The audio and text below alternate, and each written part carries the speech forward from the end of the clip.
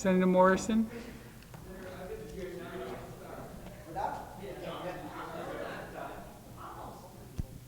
Thank you, Mr. Chair. We left off on item 4 with specific language, and I thank the legal counsel for assisting us in finding language to address our previous speaker's concerns. So, Mr. Chair, we're going to make an amendment here on item 4, and it will state to pay for stipends for coaches / instructors of sports / recreational competitive activities sponsored by the Public Recreation Service Fund, or sponsored by the Department of Parks and Recreation. So we'll strike out exclusively under the jurisdiction. So it'll be sponsored by the Department of Parks and Recreation.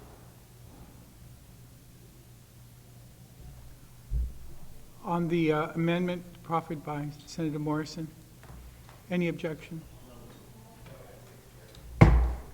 On the main amendment, Senator Morrison, anybody else? Senator St. Nicholas. Just a couple housekeeping items, Mr. Chair. On page 2, the third line from the bottom, such donations has be used. I'm assuming it probably meant to say has to be used, but we can of course strike that and say shall be used. That's correct. So strike has and put shall. Yes, I agree. Thank you, Senator. That should say such donations shall be used. All right, on the amendment to shall? And the same on the last page, Mr. Chairman. Again, such donations shall. On that amendment, any senator wish to be heard? Any objection to the amendment to make it read shall? No problem? No problems. Okay. Mr. Chair, I want to check if the amendment on item C, on the second page, after exempt, it's just a minor addition. After exempt, it should say the public or the Recreation Service Fund is exempt for any transfer. From. Or from any transfer, sorry. Any objection to the from being added after exempt? On the Morrison amendment as amended,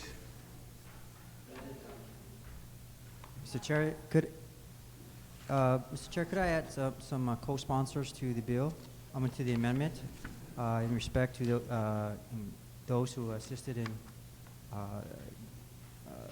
Bill 290 at the previous for their efforts in supporting this. I'd like to add Senator Yamashita, Senator Brad McCready, Senator Barnes, and Senator St. Nicholas.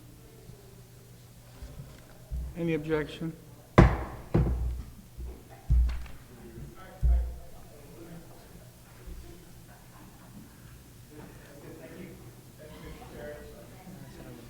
Senator Limtiaco, you have an amendment? Thank you, Mr. Chair. Mr. Chair, as previously discussed when we were making the amendment to the Department of Labor section in which we appropriated a portion of their budget to help facilitate the Guam Registered Apprentice Program, I'd like to proffer a new section in the miscellaneous provisions. I believe we're up to section 25. 35, yes. 35, section 35. So a new section 35, which is a amendment to the existing Guam Registered Apprentice Tax Credit Sunset provision, which will extend the program from expiring in 2014 to extend it to 2019. And if I could just have a minute or two to speak about this. We went through great lengths earlier in the year to appropriate more money to the Guam Community College in support of the apprentice program. We did so as well in this year's budget. And with recent developments in the master plan for the Guam military buildup, when this was originally put in place, the anticipation of the Guam military buildup was supposed to have a start date much earlier than the current start date. So With this extension, it's going to incentivize businesses to pursue or continue to pursue, and some new businesses to pursue the apprentice program. And earlier in this year as well, this body passed the minimum wage increase, which increased the minimum wage by roughly, I think it was 16% or so.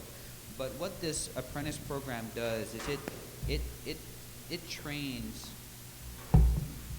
our workforce, and workforce development is going to result in a much higher percentage increase in their wages than an arbitrary minimum wage increase that was done earlier this year. So we need to invest. We need to invest in our workforce. We need to provide means and support our businesses by making our employees more productive. And this regional apprentice program does that. So I ask the body's support on it, and once again, the amendment has been passed out to all my colleagues, and if I can kindly ask for your support on that. Thank you, Mr. Chair. Thank you, Senator Lumtiakun, and I want to thank you for getting a statement from Mr. Wang. Oh, yes, thank you for reminding me, Mr. Chair. As you had requested to make sure that this amendment doesn't in any way affect the business privilege tax bond commitments, as was determined by bond counsel, that it does not, because and let me just pull up the email and I'll read it directly from bond counsel.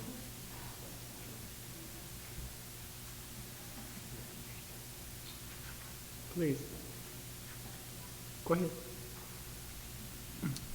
And to the question of whether or not the increase in the or the extension in the tax credit sunset provision would affect the business privilege tax bonds, the response is that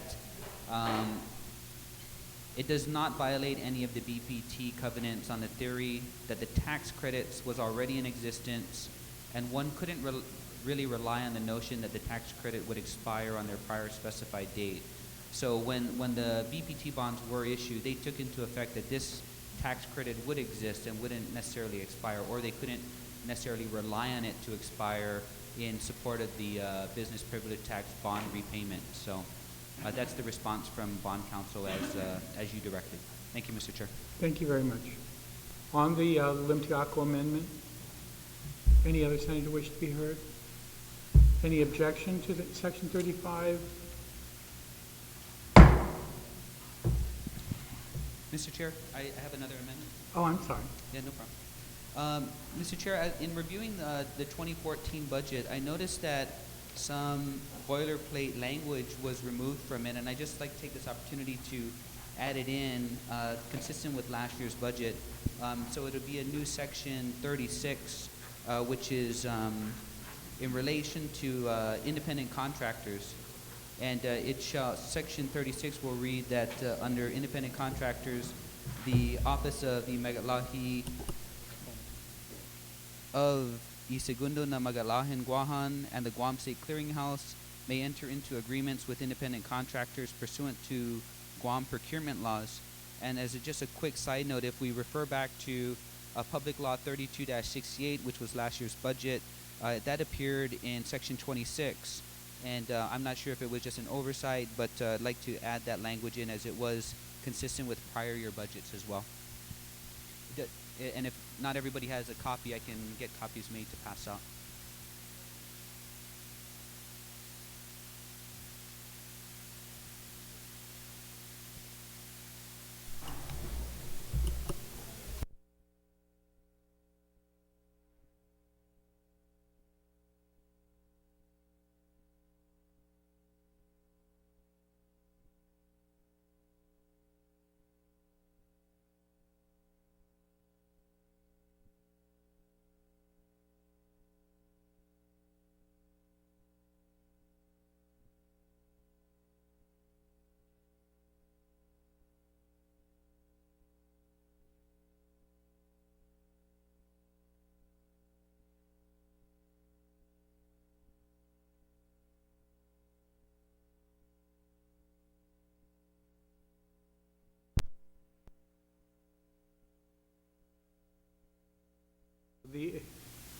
He will make his amendment in administrative provisions. Senator McCready.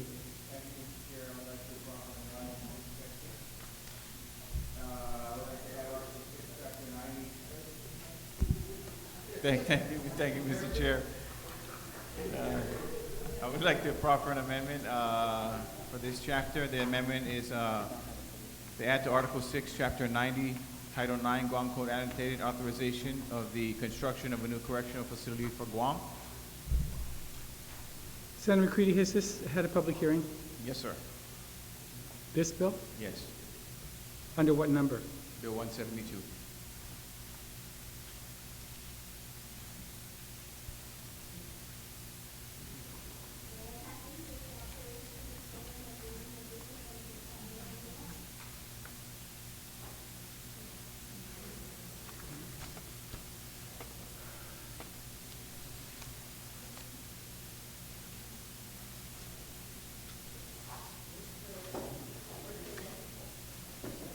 It's about 10 pages long.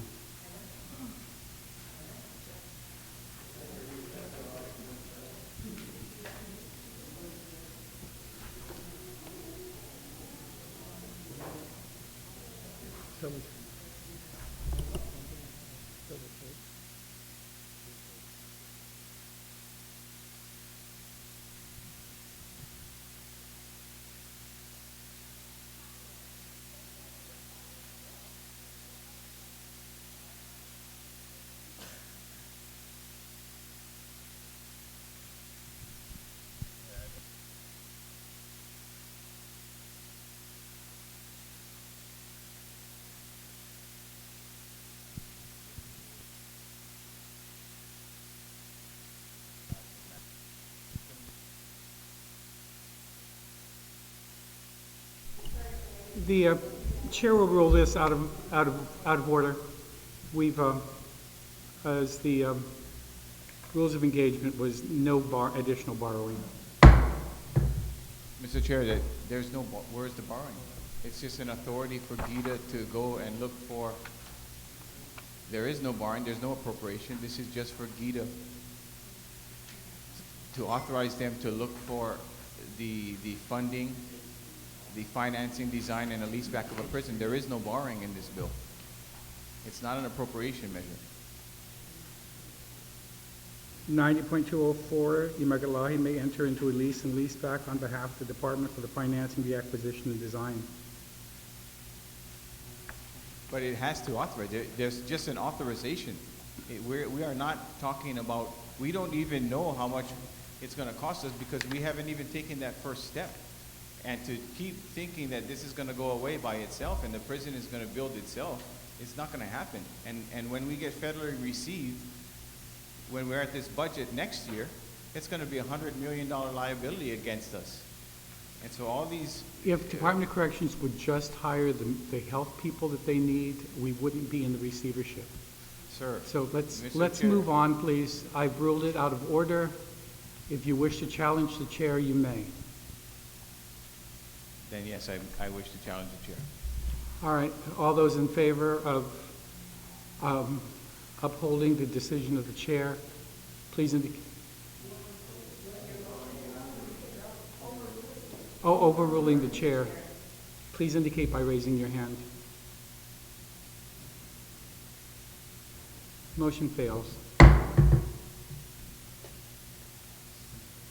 Senator Nicholas. Thank you, Mr. Wow. Excuse me. Test. You're on. Thank you, Mr. Chairman. With respect to the amendment that I'm proffering, this has had a hearing.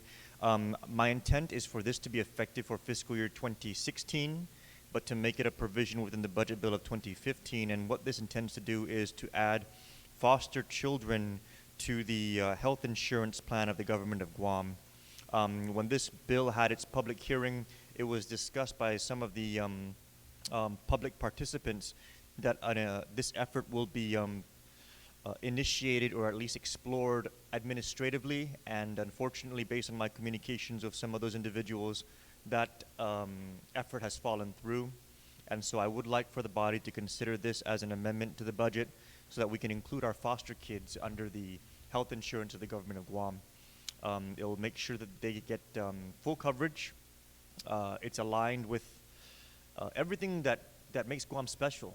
You know, I mean, this goes beyond just health, education, and public safety. This is actually us taking care of the kids that are under the care of the state. And that's all of us. That's all, they are our children. And so this will provide them with full health insurance coverage. Based on testimony during the public hearing, the cost of foster children health coverage under the Medicaid program, which is what they currently receive, was $100,000.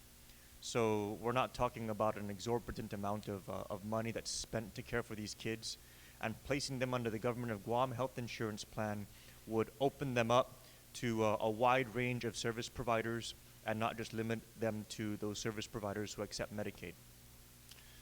So I would like the body to consider. The 2016, do we need to put it in the 2015 budget? We would, because the health insurance contract is negotiated before the conclusion of the fiscal year.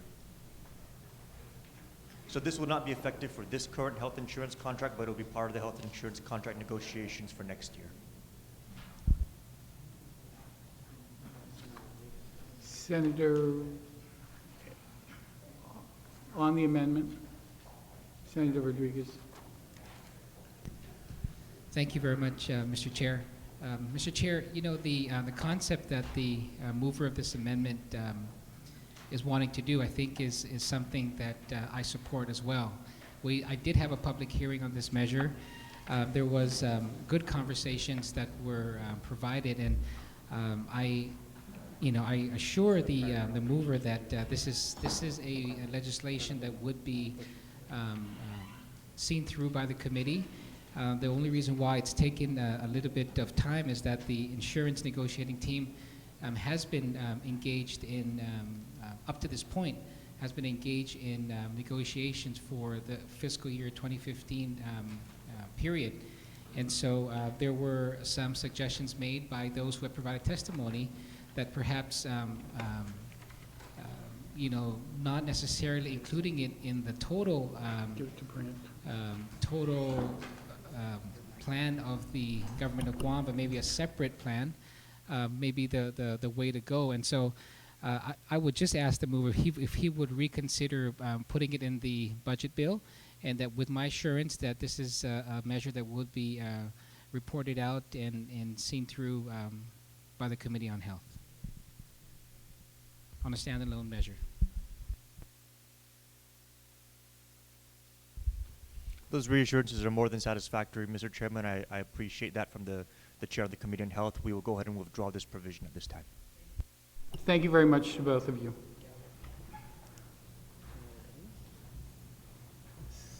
Senator Duenas.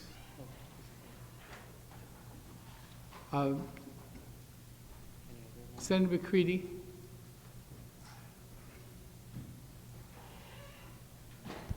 Thank you, Mr. Speaker. Mr. Chairman, Go ahead. I'd like to proffer an amendment, and this would be for the miscellaneous section 12. DOC prior year obligations, notwithstanding any other provisions of law, the Department of Corrections is hereby authorized to pay for prior year obligations incurred from its fiscal year 2015 appropriations. This is just specific authority for DOC. Any objection? Thank you.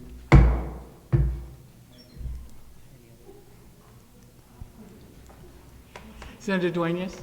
Yeah, Mr. Chairman, I've reconsidered and I will do my amendment as a standalone bill. Thank you, Mr. Chairman. Thank you very much.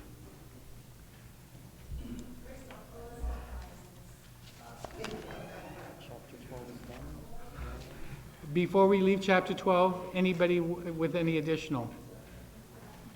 If not, Chapter 12. Chapter 13, Administrative Provisions. Section 1, Authorization for Matching Requirements for Federal Grants and Aid. Anyone? Section 2, Carryover of Local and Federal Matching Program Funds for Grants. Any? Seeing, hearing none. Section 3, Government of Guam Retirement Fund Rate at 29.85. Senator Uggan. Mr. Chairman, I apologize for perhaps being out of order because let me just explain the scenario. Going back to Section 1, the Guam Homeland Security Office, Office of Civil Defense, had acquired some federal grants which requires matching. Would this provision authorize the chief executive to be able to proceed and provide the local matching, or is this only specific per agency? Because as you know, the Guam Homeland Security receives zero general fund appropriations. The ones that we have at the very front of the bill that are already provided for in matching aid, that would be the ones. And Okay, if then would it be? If Veterans Affairs has one, then they can. No, not Veterans Affairs, because they receive Homeland. local appropriation funds. The Guam Homeland Security Office apparently receives zero general fund appropriations. So that's why I'm asking if this is general funded agency specific, because that may be a. But the Homeland Security applies through GovGuam, doesn't it? It applies through GovGuam. And the federal, But if there was, let's say, for example, the Guam Veterans Affairs Office requires matching. It can acquire the matching from their local appropriation. That's why I'm asking if the language here is flexible enough to allow for an agency that is 100% federally funded, should they acquire a grant and need a matching of 10%, they do not have in that agency any local appropriation funds. So is this flexible enough to allow the chief executive to utilize his transfer authority and meet that matching requirement? Just asking a general question, Mr. Chair, because I think that. before we close the chapter, I'll have legal counsel provide Please. guidance. Thank you very much, All Mr. right. I'll bookmark Section 1 so that there's. We're back to Section 3. Senator Siniclas. Thank you, Mr. Chairman. This section is with respect to the retirement fund rate of contribution at 29.85%. I would like to make a request of the committee because I know that this figure is inclusive of what we need to retire the unfunded liability of the retirement fund. Now, in previous conversations I've had directly with the chairman of the Office of Finance and Budget, it's very clear that this percentage here is applied throughout the personnel roles of our government of Guam in order to offset the unfunded liability costs. But what's happening is that this amount is also therefore inflating the budgets of each of the individual agencies that we are appropriating money to. And that inflated amount is creating a distorted picture as to how much we are actually investing in, for example, health, education, and public safety, because it's bumped up by the amount that we're funding for the unfunded liability, which is in and of itself a separate obligation. And also with the updating Gatsby rules that are coming out next year with respect to how we account for our unfunded liability, I would like to request the committee to begin carving out the unfunded liability portion of our overall budget.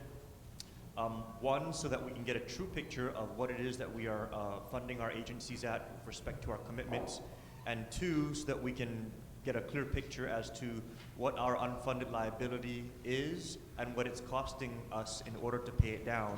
Because in the end, I think that it may be more prudent for us to begin considering in this currently favorable interest rate environment the idea of financing this unfunded liability at a lower rate, because right now the unfunded liability has an actuarial anticipation of 7%. But if we are able to front load it with a pension bond, for example, and get that pension bond at anything below 7%, we can probably get it closer to 4 or 5%. We can save a tremendous amount of money for the people of Guam and take care of the unfunded liability as a separate line item on the budget, so we can get a very clear picture on what we're paying for in education, health, and public safety. So if I could just make that request to the committee for future budgetary purposes, that we carve out the unfunded liability and we carve out the amount that we're paying for that unfunded liability with respect to the object categories throughout the agencies. Thank you for the suggestion, Senator, and we'll include you in the discussions to see to it that we try, with the new Gatsby rule and your suggestion, to try to see if there's a way that we can do this. On to Section 3. On Section 4, Autonomous Agency Revenue and Expenditure reported to Imagalahi and Legislature.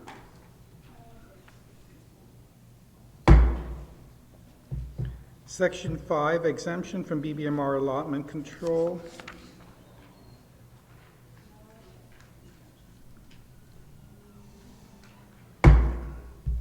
Section 6, Facilities Insurance Requirements.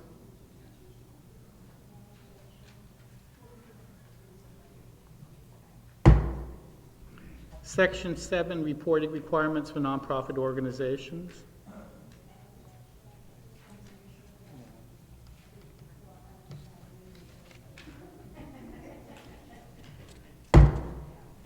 Section 8, Fund Reversions. General Fund Reversions.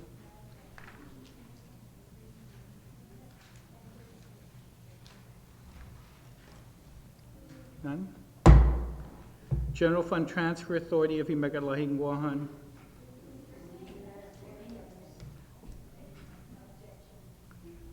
It's 15%. Anybody objecting to that?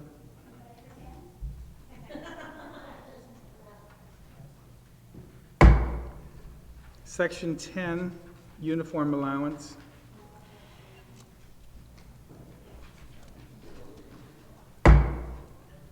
Section 11, Government Staffing Pattern. Anyone?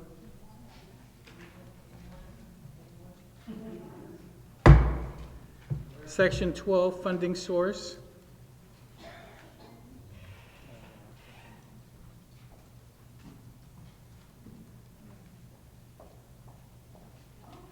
No.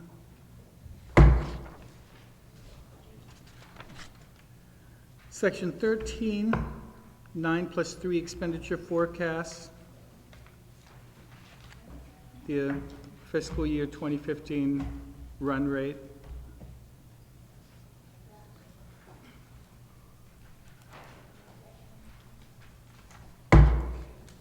Section 14, energy savings.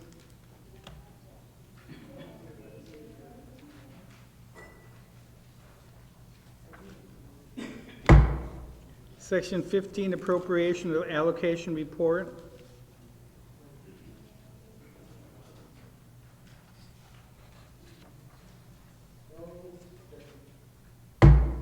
Section 16, income tax refund status reporting. Senator Duenas?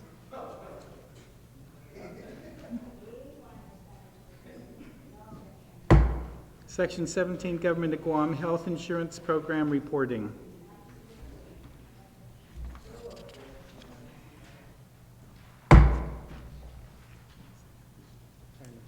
Senator Limtiaco, you're going to add a...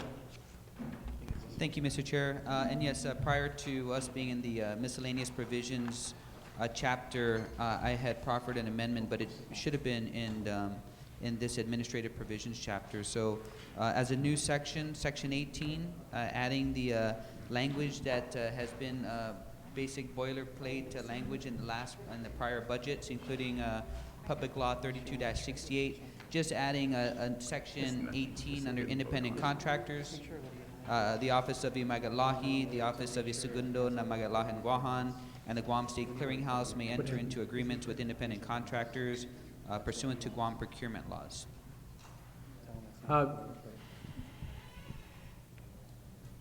It's considerably shorter than Section 26, and you dropped all the reporting requirements. We can, if the body would like to pursue the reporting requirements. Well, if we're going to do boilerplate and take it from another 26 from the previous, I would have, let's do everything that we had the way that was in 26 in the last vote. No objection. All right, everybody okay with that, that rather than the amendment proffered, which is a third of what was in the previous budget bill, that the legal counsel is authorized to just transpose Section 26 of the prior budget law for independent contractors? and to allow the legal counsel to make technical corrections, because if in fact it highlights fiscal year 14, then Yes. All right. Is that okay with you, Senator? All right, fine. Thank you. Senator Rodriguez, did you want to add something here?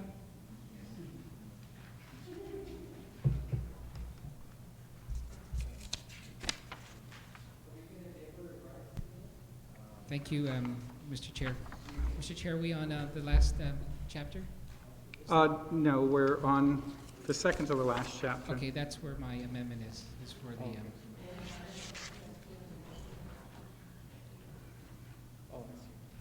Okay. So chapter 13,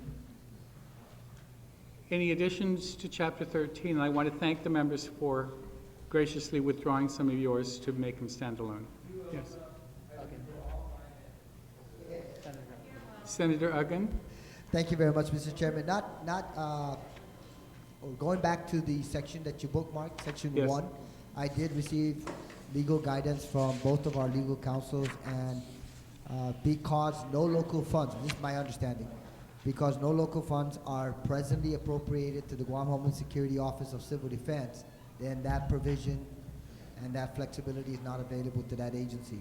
And I bring this up, Mr. Chairman, because as a matter of fact, about 2 weeks ago, they received confirmation that they were awarded a federal grant that required matching funds.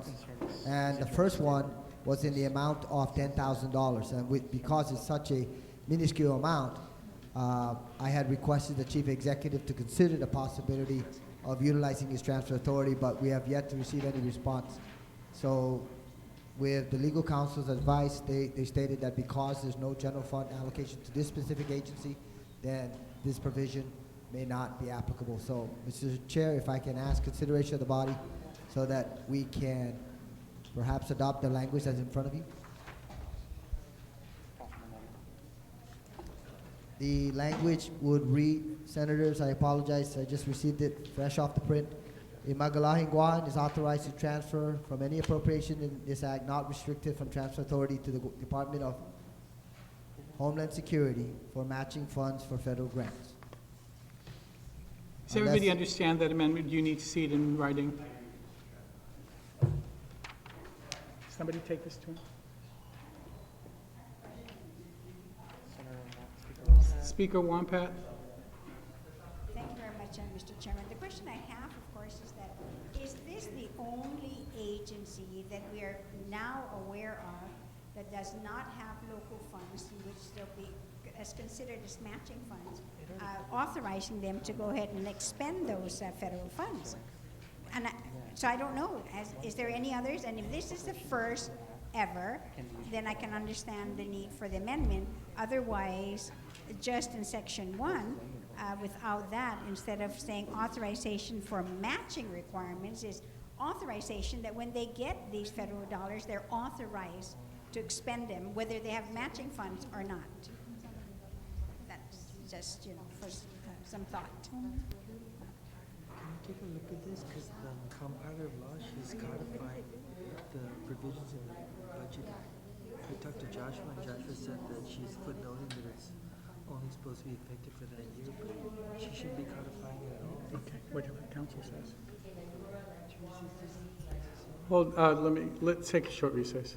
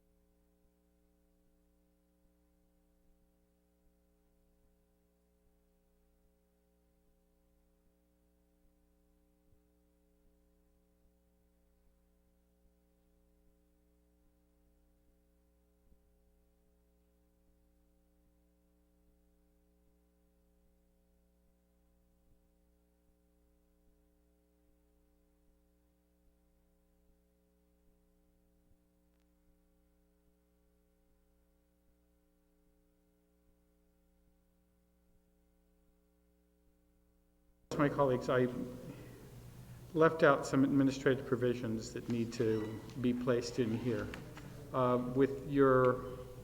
Unless there's any major objection, I'd just like to recess, prepare all the and amendment additions to Chapter 13, and we'll just go through them one by one tomorrow, please. Okay? Thank you. 9 o'clock.